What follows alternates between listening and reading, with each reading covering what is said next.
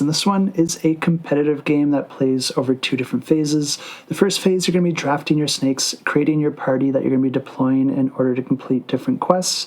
Then after all the players have gathered their full party of 10 snakes, you're going to be moving into the quest phase where you're actually going to be completing those quests. Each of the snakes can have some different strengths and abilities, as well as a cooldown timer that you'll have to wait before you're able to deploy them to another quest. And there is a whole variety of quests that might put limits onto what type or how many snakes you can put into that quest. They could have some special effects or rules, but of course they'll also have some victory points if you are the party that claims victory over that quest. And I do want to thank the publisher here because they were kind enough to send me a copy, so I can just go ahead and show you what this game is like to play. And I do have it set up for a group of 3 players with the 3 different mats here. This is a game that you can set up and get going really quick here because all you got to do is draw 10 quests from the quests offered in the game, and there's a whole bunch of different quests that you can experience, which will give you a lot of variety from game to game. Then you're also going to be creating a deck of 10 snake cards for each player that is going to be playing the game, and there is a whole bunch of those offered in the game as well,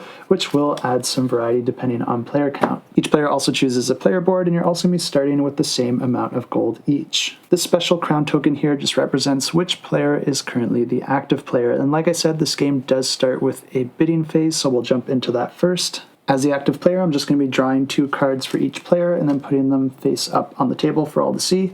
And then what's going to happen is every player is going to be bidding to get first dibs on these cards, which means if you are the first player to pass, you're going to be getting whichever pair is left over. As I mentioned before, each of these cards are going to have some different stats, with the sword indicating their strength, and then the sundial representing their cooldown time. But if you want to just get a good idea of how good the snake actually is, the level of the snake is outlined in the top left corner, which will give you some idea as to how much you might want it. Each player only has a limited amount of gold, so you'll want to be very careful with what you're bidding, because if you do end up winning the bid, you do get first choice as to which pair you want to take, but you're going to be losing all of that gold that you just bid, whereas if you pass before that happens, then you're going to be getting half of your gold back. And it is pretty easy to keep track of all this with just 3 players, but they do also have these tokens here that you can take when you pass, so that you do know the order that you'll be drafting these cards.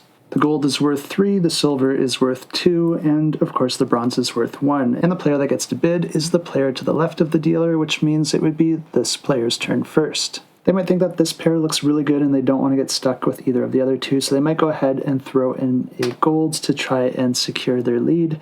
And then it's the next player's turn to decide whether they want to match, raise, or pass. Let's say that they decide to match, and then I also decide to match. And I'll just put this first player token over here so we don't get confused. And if the bid comes back to you and everyone else has matched, then you are forced to either raise or pass. Let's say they really want it, so they decide to put a silver into the bid.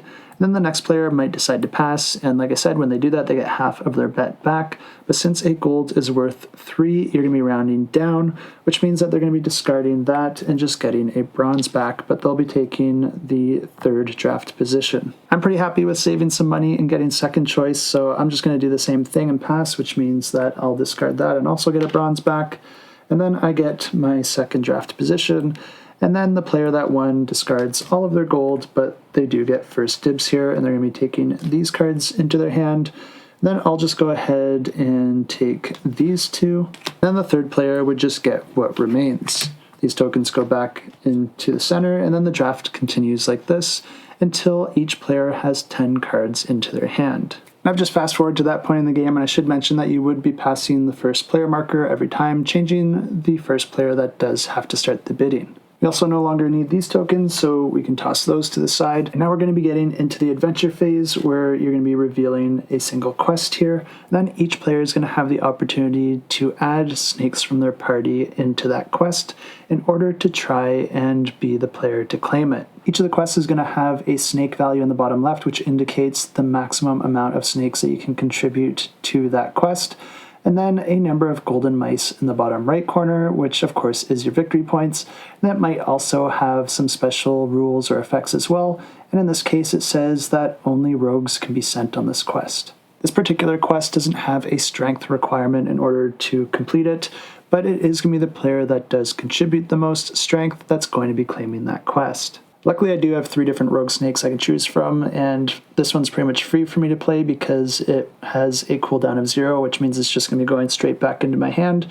So I'll definitely play that one, and then I guess I'll play my stronger of the other 2 in order to at least have a fighting chance here. This player only has 1 rogue, so they're going to go ahead and play that because they are forced to. Then after this player puts their 2 in, we're all going to be revealing our cards here, and then adding up the strength to see which player wins that quest. My snakes only have 20 strength, and this player beat me by just 1 point because they have 21, but none of that matters because this player played a snake of 28 strength, so they're going to be winning this quest and gaining those victory points. But their snake also has a cooldown of 4, which means that they're going to be putting it into the 4 slot on their board.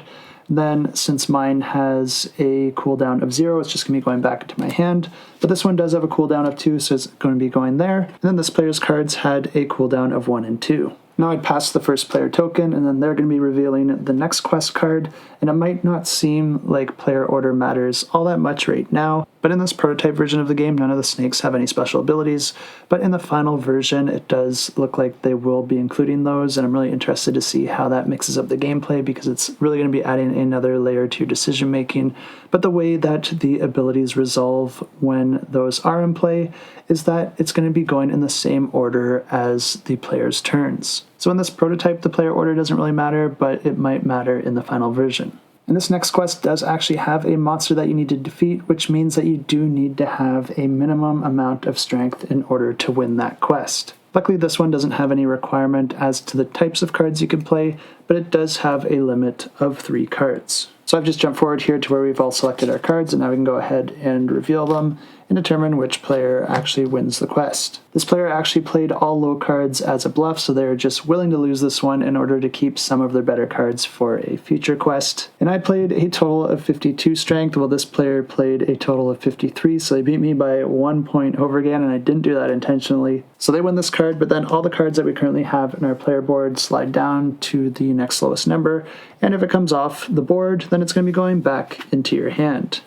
But the game continues like this until you've completed those 10 quests, and then the player with the most victory points at the end of the game wins the game. And I really like the amount of decision making offered in this game for such a simple rule set, and they do have some variant rules as well if you want to go through the first phase of the game a little bit quicker. And I do think those ability cards are going to be adding a lot more into the game if you are looking for even more decision making. And if that's the case, you can find a link to the campaign in the description down below.